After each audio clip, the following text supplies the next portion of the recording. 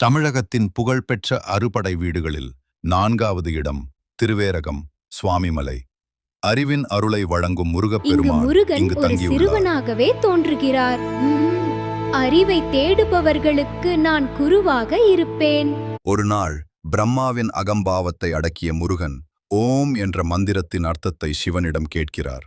முருகன், ஓம் என்பதின் உண்மையான பொருள் என்ன? சிவன் அமைதியாக நிற்கிறாமல், அப்போது மகன் தந்தைக்கு குருவாக மாறினார். ஓம் என்பது பிரபஞ்சத்தின் ஆதாரம், எல்லாவற்றின் தொடக்கம். குருவே, நீயே உண்மையான ஞானம்.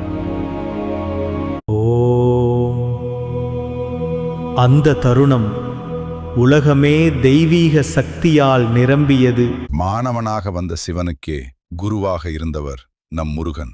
அறிவும் அமைதியும் உங்கள் வாழ்க்கையில் நிலைக்கட்டும். வாழ்க முருகன் அருள்.